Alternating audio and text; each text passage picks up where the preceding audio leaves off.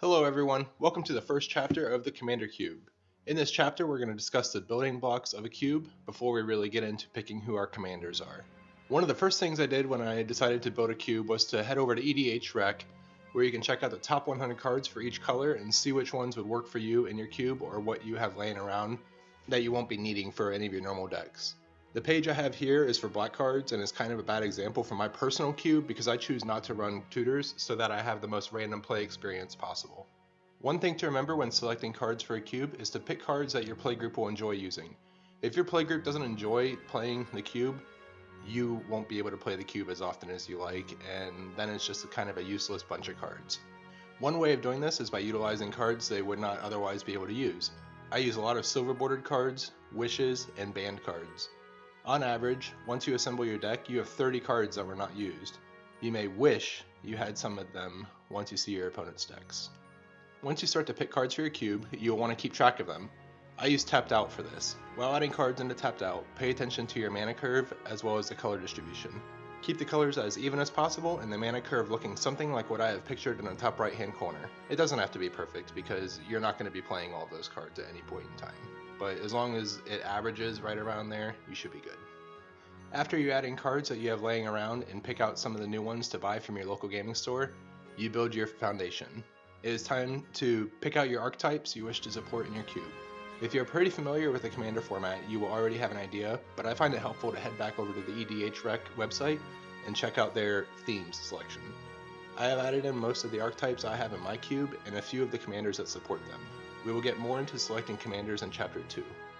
Enchantments are my absolute favorite permanent type in Magic the Gathering, so naturally I am going to have an Enchantress supported archetype in my cube. For that, the main one is Tuvasa, but we also have Alayla and Elsha supporting her. Artifacts are the number one archetype for commander according to EDHREC, so I am going to have a few different commanders supporting that archetype. I use Saheeli, Alayla, and Breya. A subset of artifacts is going to be equipment for your Voltron commanders. I find that artifacts and equipment are very easy cards to add into a draftable format because anybody can be able to draft them and they're going to be good for anyone. So for that I use Dalakos, Nazan, and Tiana.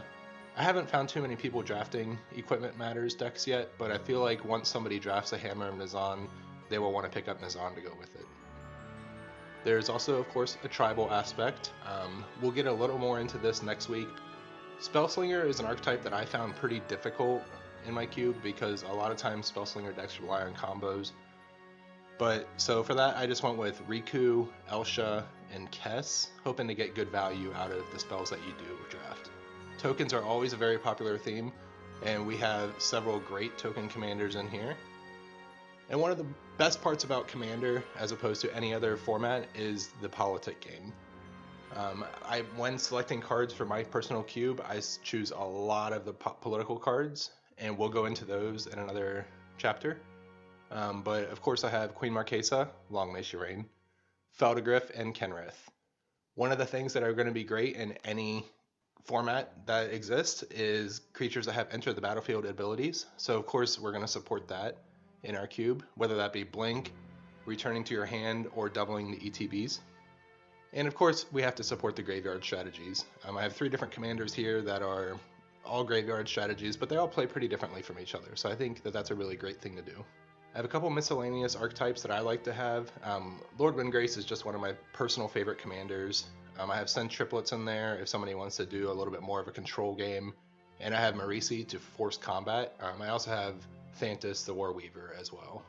And one of the things is sometimes you just have kind of a bad draft, and for that I need to have several good stuff commanders just to make the best use of the cards that you have. If you are kind of newer to drafting, it's sometimes hard to draft for a certain archetype anyway, so this helps to enable those people to have good games. As you could probably tell, most of the commanders I selected support multiple archetypes, and for each archetype there are several commanders that do it with different color combinations and a little bit differently. That is part of the fun of Magic, is making your deck be a reflection of yourself, so the commanders that I have chosen allow people to do that as well. Now that we have laid the foundation for our cube, it is time to move on to our Pack 1 Pick 1.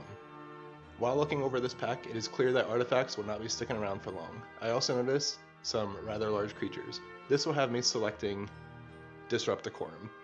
This is one of my favorite cards of Magic, so it was an easy pick for me. Thanks for sticking around. Let me know in the comments below what your Pack 1 Pick 1 was.